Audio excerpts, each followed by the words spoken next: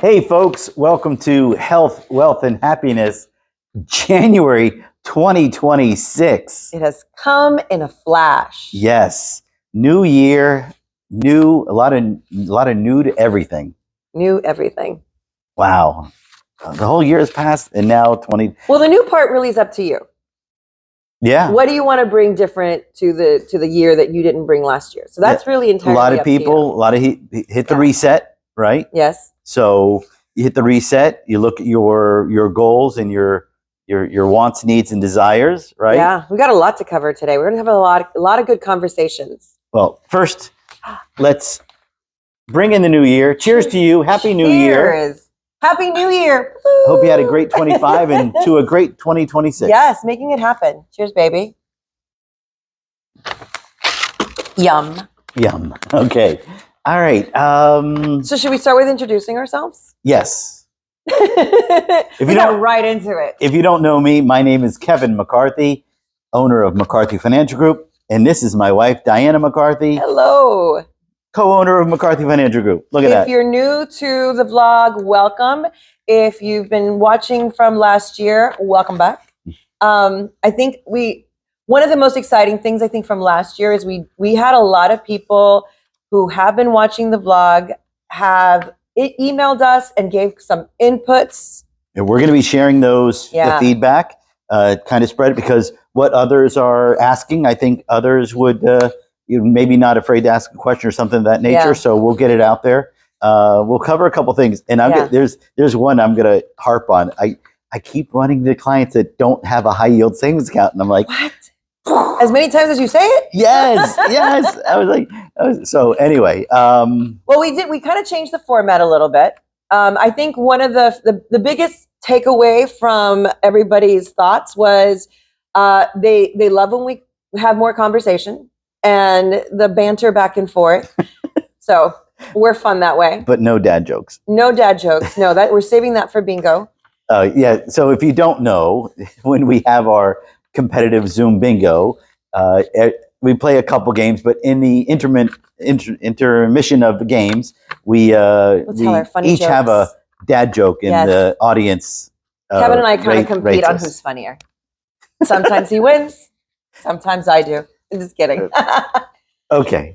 So we'll dive in, and I think one of the things that our main conversation, it's January. Yeah. And as a financial advisor, you get, I guess, more than anything, you get this all the time, people wondering about or getting overwhelmed with what their goals should be for the new year. Where should they start? Oh my God, how do we stay on track? And I think we're going to try to give you some really good questions that we've gotten from our listeners and kind of help put everybody tackling it and knowing that you're able to move the mark. Yeah. When you set a goal and financially, it could be very overwhelming. There's so many buckets to talk about between high yield savings account, health savings account, retirement account, Roth, non-Roth, just there's so much out there. It could be overwhelming, and you just want to kind of chip away at it. To take one and concentrate. You want to definitely get rid of debt, get that out of the way, and then the world is your oyster to how to invest. And one thing we've always started a lot of our relationships is with our risk number. How much risk are you willing to take? And now this is how your investments are subject to the markets. Yeah. Market did very well last year. It was nice 2 years in a row there. Good run. And expectations are to continue with the interest rates lowering. That's going to fuel the stock market. I like what you said about moving the mark. And I think a lot of times when people start thinking about, well, we're going to set these goals, they don't realize that they can move around. So think of it more of an intention that you're setting so that you're not necessarily putting yourself up that you think you're going to get rigid and you're going to try to stay here, because life changes. Your things that happen in your life may be changing. Yeah. So it is a moving situation, and you want to be able to be a little bit more flexible. And then the other thing that I wanted to touch on that you mentioned about people getting overwhelmed, people end up freezing, like you said, then they don't do anything. It's getting overwhelmed means that you care. So take that as you're already one step ahead. The fact that you care enough about your finances that you're trying to do something. In golf, we say analysis is paralysis. You won't get it done, Yeah. and especially when it comes to setting the goals. And you want to have some type of map to run on. So setting the goals is a key. But if you're not hitting the goals, it's okay to reset. Hit that reset button. January 1st is a great number date to do it. But again, like we share our numbers together. We sit down monthly. Yeah. Every first of the month. So we act like it's a reset every first. Which is great though, we because go through the way that you have set it up for us to do it. You kind of know where you're at, and you're allowing yourself the opportunity to refocus and readdress or change anything that isn't working or that is working. Yeah. So in that sense, there should be deadlines, like there are deadlines for financing accounts, like your 401k, December 31st, to kind of stop that. Now it's 2026. You're investing this year for your contributions for 2026. Yeah. But your 401k, it was up to December 31st. There are accounts, individual IRAs, they have until April 15th to max out. But what I like is sometimes getting, in some of your accounts, you could start maxing out now for 2026 and get a whole additional year of investing. Wow. That could be huge for younger clients if have 20, 30, 40 years before they retire. That could be huge. So what do you think about when people are setting those goals? If instead of, because I tend to, and friends of ours and even clients, they start with that notepad and they start writing a bunch of stuff down, and the list just gets bigger and bigger and bigger. What do you think if they were to kind of like funnel their thoughts, maybe have a little bit more clarity with their intention of what they're trying to achieve for that year? Yeah.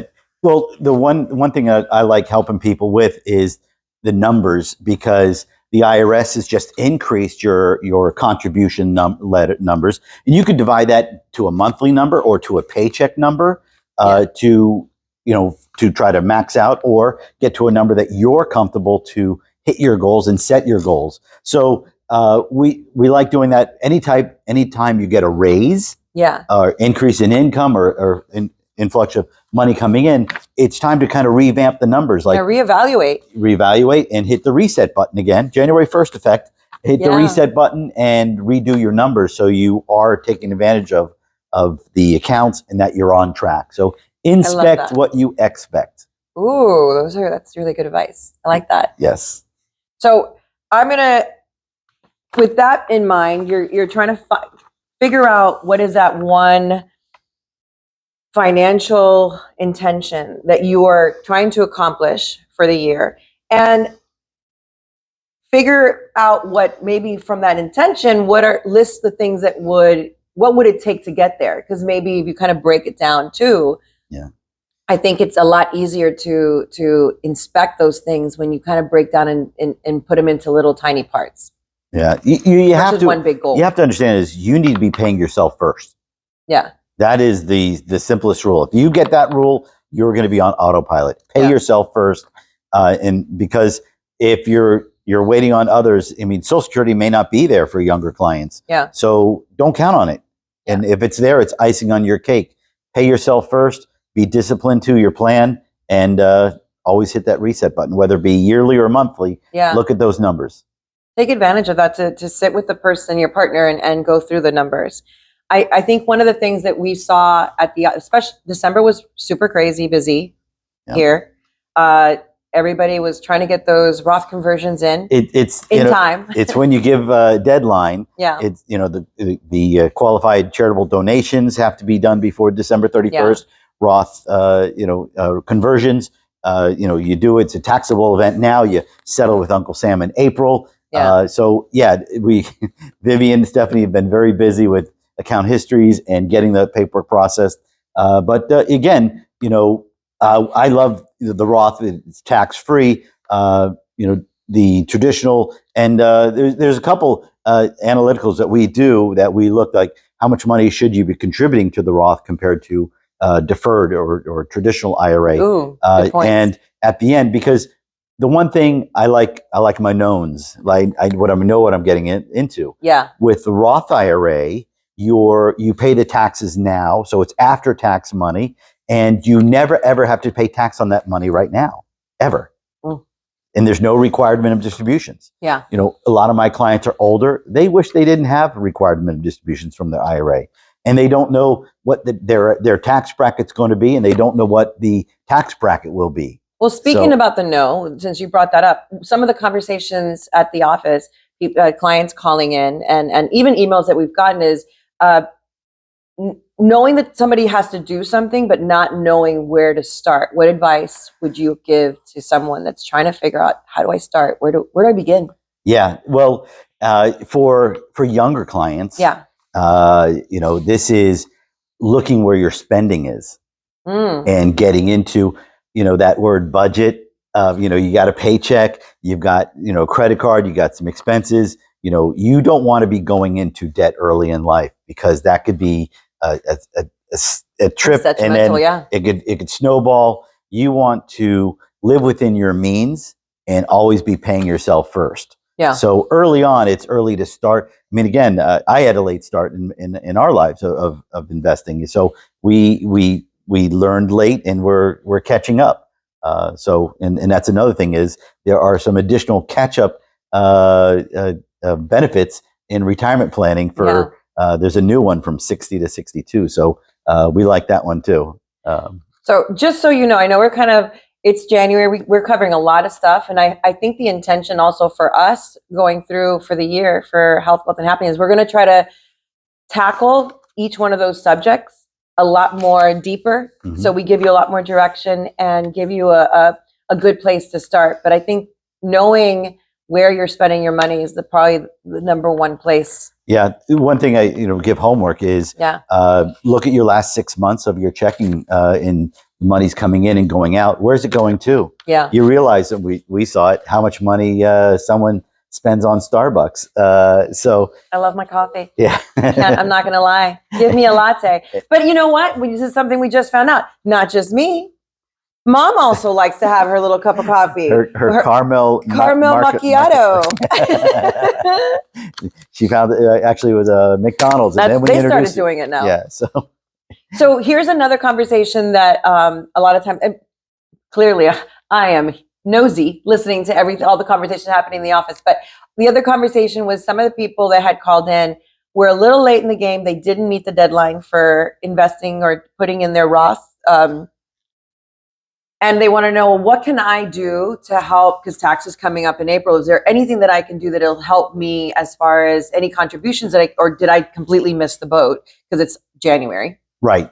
What advice would you give? Yeah, great question, because the employer 401ks, those type of contribution plans, it ended on December 31st. Mm-hmm. If you qualify, there's an income number. If you qualify, you could still do a traditional IRA or traditional Roth IRA contribution before the tax season, April 15th. Good news. But if you've already done that, I would also look to get ahead of the game and start investing for 2026 funding in HSA and Roth and your employer plans. I always start with the employer plan. Make sure they have matching. If that's free money, you definitely want to be at or a little above that match. So. But yeah, there's all these deadlines and moving targets, but you should revisit these because every year the IRS, plays with some of the contribution levels. And if you don't know what you can do, please know you can give us a call. We're here, or email us. We'll be happy to give you a little guidance and share our knowledge. Yeah, definitely confirm the number that you are contributing. You want to make sure that you're, at a number for your plan. And if it's at the max, you want to know what the max are. We have all the tables and we could share that with you. So I'd like to we kind of streamlined through the questions, and we picked a question that was a little bit more geared to our January topic here, that we're kind of like whole resolution stuff. The question that was emailed in was, how do I know I'm actually on track for retirement? Ooh, it's a hard one. How do I know? How do I know? Talking about no's. That was a great little segue. It's a great question. And there's calculators that help us get to that number. There is no certain number that you have to have at retirement. It all comes about your needs, wants, and desires. I mean, the goal would be to, not have a mortgage at that time. So you eliminated all the debt in your life, and the income coming is for your leisurely and all that. Yeah. So, there's still going to be a cost of living or, sleeping at night, I call it. What you Roof over your head. right, insurance and the HOA and or the maintenance or whatever. You want to make sure you have that covered, and then your wants, needs, and desires. How often are you taking one big trip? Is it one big trip a year, or is it two? Or is it one every other year? Is it, who was it that did the international every other year? Oh yeah. Who was? I think it's her niece. All right, and her husband. Yeah. Yes. They were like they were taking their kids. They're like they had one local trip, maybe smaller version, but then one international every other year. So I thought that was pretty cool. Yeah. To expose the kids of the travel and stuff. Yeah. So if you're thinking about how do I know you're on track, there's a lot of little moving parts to that. A lot of assessing where you're at from what you're saying, so that you know what you need moving forward in your future. I would probably also say, because everybody's life is just so different, it's very hard to give that specific advice. Yeah. But I think that's why we started doing the vlog and having it, so that we can give you some really good tools. But it's just a starting point. So please feel free, get a little more specific, get on your calendar, because we always offer the link in the bottom. Get on the calendar. You can do a phone call. I think are you doing Zoom calls as well? Yeah. Zoom. Zoom is nice because I get to share whether we're covering statements, because we use share file. You need to send me a statement, send it through share file, so it's protected. Yeah. But I'm able to, make sure we're on the same page. Statements, go over those. The calculators that we use, eMoney, Riskalyze, these are all software give you access programs. to that, so it helps you stay on track. Yeah. So closing out, just before we finish, I know we have a few more things to talk about. I will challenge you guys to write down on the notes on the middle message. Let us know what's one financial intention you're bringing into 2026. Oh, nice. Yeah, we want to hear about it. And also, I have found, and I think we agree on this, when you write something down, it becomes, you're going to do it. Yeah. Versus just thinking it in your head. A higher percentage of getting it done. So we'll put the email info@McCarthy Financial Group on the bottom here. If you have questions you want us to answer, shoot us an email, and we'll see if it makes the blog. Calendar is always on the website. Website is also shown below. You can go ahead and go to visit us. We have all the events. We have our monthly book club is there. We have like our book list for our year is already for 2026. For 2026. So if you're looking to join us and meet with us on February 6th, this month, you're going to be reading Someone Else's Shoes by Jojo Moyes. Yep. I love the thought of the book club, because it you're reading, you're working. Keep that mind going. Yeah. You're exercising the mind.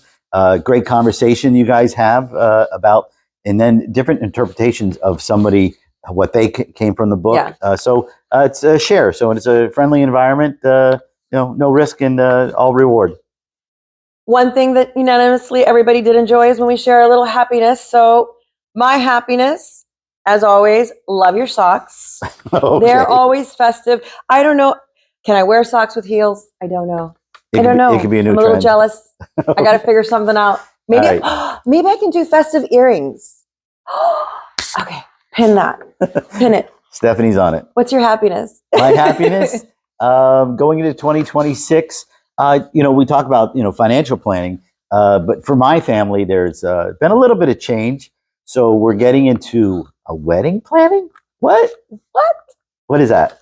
Our little baby girl just got engaged. Yes. Cheers. I'm the only one drinking this bubbly. Catch up. Blake and Casey. Oh. So, yes. So they have all of 2026 and most of 2027 to plan for this. So looking forward to that. It's very, very exciting. Also my happiness. But you know what? We're going to take advantage, because the kids had, and I say kids, they're not kids, they're grown adults. These young adults had some really great questions about where do you start mingling your finances, your money, your goals, all of that. And we had some really great conversations that you and I both think is a great thing. So that's what's going to spearhead our February conversation, our February topic. So if you have anything you want to know about, any questions, email us. The link is there, right? Yep, info@McCarthy Financial Group. Perfect. Let us know, and we'll try to dive into your questions also.